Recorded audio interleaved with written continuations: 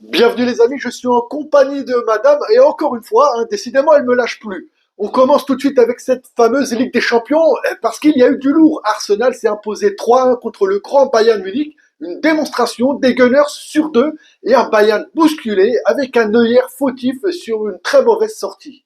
Oui. Et puis le match le plus spectaculaire de la soirée, PSG-Tottenham. 5-3, un match de folie avec 8 buts, des retournements de situation, un triplé du Portugais Vitinha. C'est exactement le genre de soirée qui nous fait aimer la Champions League. C'est vrai. Et oui, c'est vrai. En revanche, beaucoup moins de réussite pour Liverpool qui s'est fait détruire à domicile 4-1 par le PSV Eindhoven. La défense de Liverpool a vraiment passé une soirée très compliquée et ça va faire parler du côté des Reds.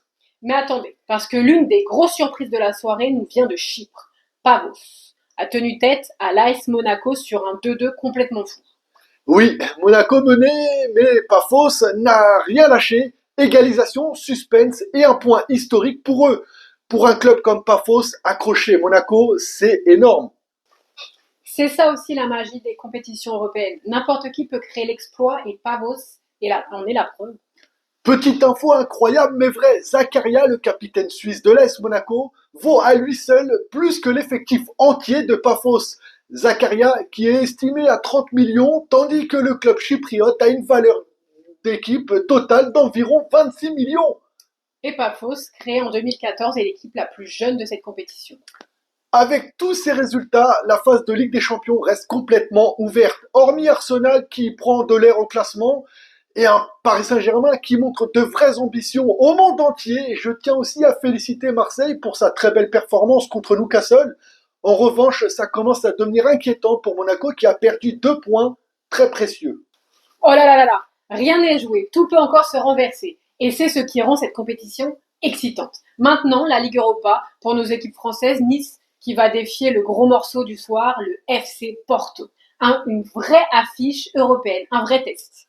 Attends, je te coupe. Il n'y a pas de test, il n'y a pas d'affiche. Nice va perdre, j'en suis sûr, c'est certain. Bon, ok, on passe à Lille. Lille va recevoir le Dynamo Zagreb. Un match important pour se replacer dans le haut du classement. Et j'espère un grand Giroud. Mais Lol, attends quand même. Le Zagreb, c'est une équipe solide. Lille devra être concentrée du début à la fin. Mais pour Lille, moi j'y crois. Et toi? Oui, si seulement Giroud y joue.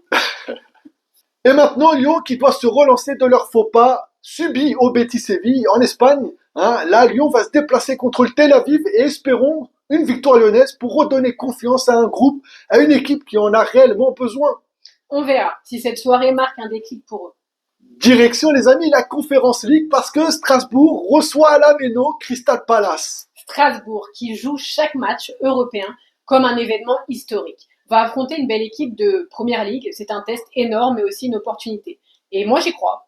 Oui, je suis d'accord avec toi. Et d'ailleurs, t'as un prono à donner? Oui, je dirais 2-0 pour Strasbourg. Ben, vous avez entendu les amis, hein? Moi, je dirais un petit 3-0 pour Strasbourg. Et les amis, on finit en potée avec Vitinha. Comment ne pas parler de lui? On est obligé de le mentionner. Vitinha, hier, en plus de ses 3 buts, il a été un véritable patron. L'homme de la soirée, il a dicté le tempo, réveillé ses partenaires. Et moi, je vous le dis les amis, si le Real Madrid ou une autre équipe le veut, faudra d'abord venir me voir, moi ou elle. Tu l'as compris ça? Il a été exceptionnel. À chaque ballon touché, il respire la maîtrise, il casse des lignes. Il a été colossal, encore une fois. Dis-moi aujourd'hui, qui peut s'asseoir à la table de Vitinha, aux côtés de Vitinha? Dis-moi ça en commentaire. Ici, on parle football. À toi, tu veux dire un truc? Non. Ici, on parle football. Like, abonne-toi. Et moi, je te dis à bientôt pour une prochaine vidéo. Boum!